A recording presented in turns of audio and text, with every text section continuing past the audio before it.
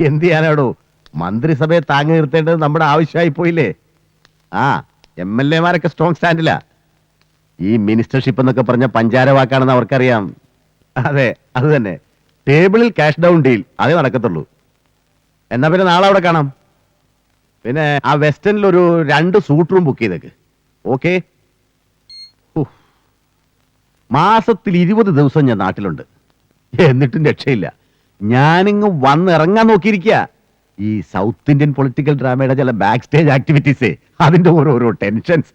ആ അപ്പോ date fix ചെയ്തു. ഉവ്വ്, അധികം നീട്ടിക്കൊണ്ടു പോകണ്ടെന്നാ പരമേശ്വരന്റെ അഭിപ്രായം. നിങ്ങളുടെ നേറ്റീവ് പ്ലേസ് എവിടെയാ? പാലക്കാട് ഡിസ്ട്രിക്റ്റിൽ ശിവപുരം എന്ന് പറയും. നിങ്ങൾ എന്താ ചെയ്യുന്നേ? ബിസിനസ് ആണെന്ന് പറഞ്ഞു. എന്താ എക്സാക്ട്ലി? പ്രധാനമായിട്ട് കൺസ്ട്രക്ഷൻ വർക്കാ. ഓഹോ. കോയമ്പത്തൂർ ബേസ്ഡ് ആണ് കൂടുതൽ. പിന്നെ സത്യമംഗലം സ്റ്റൈൽ ഒരു ഏലത്തോട്ടം ഉണ്ട്. ഏലം എന്ന പേരാ. അതിന്റെ ഇടയെ മുഴുവൻ കച്ചൂരി, കുറുന്തോട്ടി, കറുക, ദർഭ, ഞവരക്കിഴങ്ങ്, പഴമുതിര, ആടലോടകം, നാൽപ്പാമര, ആവണം, അങ്ങനെയൊക്കെയുള്ള ഒരു ഹെർബൽ അതിന്റെ ഒരു ഗാർഡനാണ്. പിന്നെ വേപ്പിലക്കട്ടിയും പിക്കിൾസും ഉണ്ടാക്കുന്ന ഒരു ഫാക്ടറി ഉസലംപെട്ടിയിൽ ഓപ്പൺ ചെയ്യാൻ പോകുന്നു. ശരി. അപ്പൊ എങ്ങനെയാ മറ്റു കാര്യങ്ങള്? അതൊക്കെ സംസാരിച്ച് ഫൈനലൈസ് ചെയ്തോ? എന്താ ഗിരി?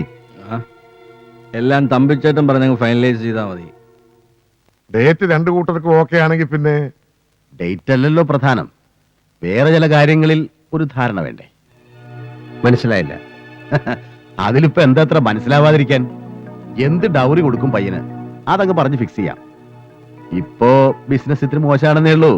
എന്നാലും കോളിയോടെ തറവാട്ടിന്നൊരു പയ്യനെ കിട്ടാന്ന് പറഞ്ഞാൽ അത് നിങ്ങളുടെ ഭാഗ്യം തന്നെയാണ് മിസ്റ്റർ. ഉവ്വ്, ഭാഗ്യമായിട്ട് എന്നെ കാണുന്നു. പക്ഷെ ഡൗറി എന്ന വാക്കും പണത്തിന്റെ കണക്കും അത് വേണോ? എന്റെ പ്രോപ്പർട്ടീസും ബാങ്ക് ബാലൻസും മുഴുവൻ അവളുടെ പേരിൽ തന്നെയാണ്. അത് മുഴുവൻ അവൾക്കുള്ളതാണ്. അങ്ങനെ വേഗമായിട്ട് പറഞ്ഞോണ്ട് കാര്യമില്ല.